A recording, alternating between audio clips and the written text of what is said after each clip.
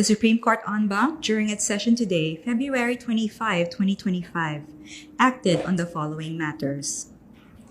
In the case of Sara Duterte versus House of Representatives et al., Vice President Duterte filed a petition for certiorari and prohibition with a prayer for a temporary restraining order, or TRO, seeking to nullify the fourth impeachment complaint against her. She claims the impeachment complaint violated Article 11, Section 3, Paragraph 5 of the Constitution, which states that no impeachment proceedings shall be initiated against the same official more than once within a period of 1 year. The court required the House of Representatives, its Secretary General, Reginald Velasco, and the Senate to comment on the petition within a non-extendable period of 10 days from notice. In the case of Francis Leo Marcos versus Comelec, the Supreme Court on January 21, 2025, issued a TRO preventing the Comelec from declaring Francis Leo Marcos a nuisance candidate in the 2025 elections. The court ordered Marcos to show cause within 48 hours from notice why he should not be cited in contempt for his actions, which tend to bring the court's processes into disrepute or disrespect. A copy of the available pleadings may be downloaded from the public pleading section of the Supreme Court website. Thank you. The Supreme Court en banc, during its session on January 28, 2025, acted on this case. Aquilino Pimentel III, Bayan Muna Chairperson Nery Colmenares, and former Bayan Muna Representatives Carlo Zarate and Ferdinand Gaite versus the Honorable Lucas L. Bersamin, the Honorable Benjamin E. Jokno, the Senate of the Philippines, and the House of Representatives. Petitioners challenged the validity of Republic Act No. 11954, or the Maharlika Investment Fund Act of 2023, and requested a temporary restraining order and/or writ of preliminary injunction. The Supreme Court impleaded the Bangko Sentral ng Pilipinas, Land Bank of the Philippines, and Development Bank of the Philippines as respondents in this case.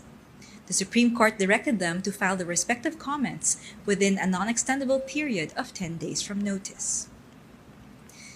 The Supreme Court also set the oral arguments for this case on April 22, 2025, Tuesday, 2:00 p.m. at the en banc Session Hall, Supreme Court Baguio Compound, Baguio City.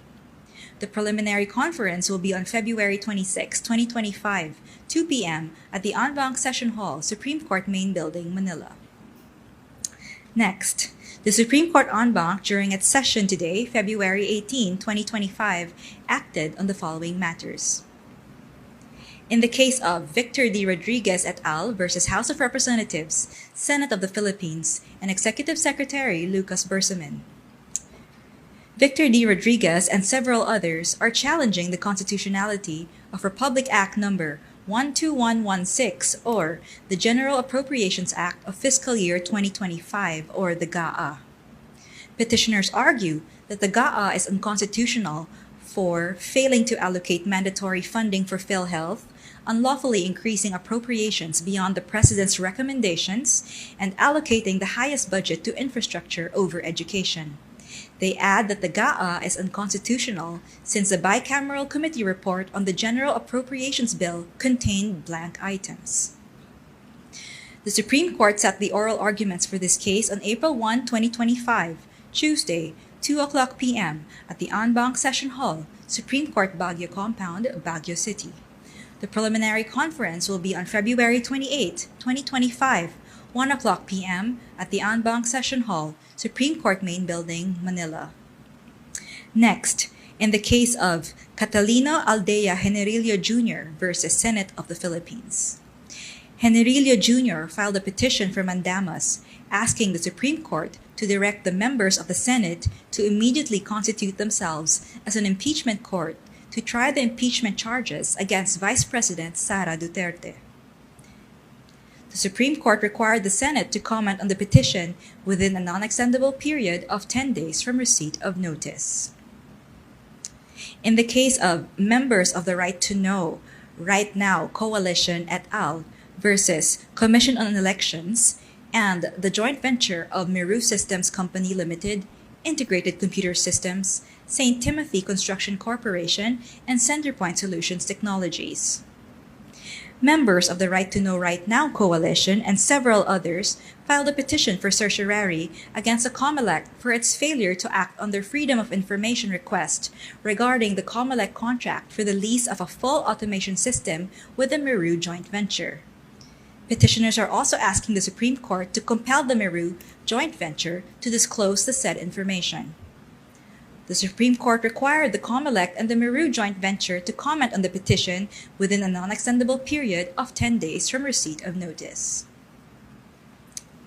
In an administrative case, the Supreme Court dismissed Gerald Eric F. Sanchez, Clerk 3 of the Regional Trial Court of Cabuyao City, Laguna, for gross misconduct after he solicited 100,000 pesos from a litigant's mother in exchange for helping them find a lawyer.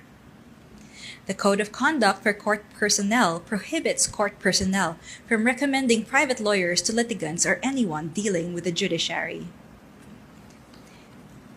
In another administrative case, the Supreme Court disbarred attorney Demosthenes S. Texon for gross misconduct and misappropriating his client's funds in violation of the Code of Professional Responsibility and Accountability.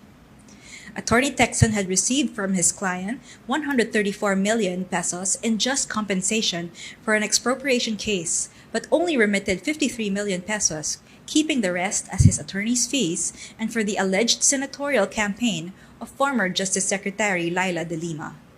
A copy of the available pleadings may be downloaded from the public pleadings section of the Supreme Court website.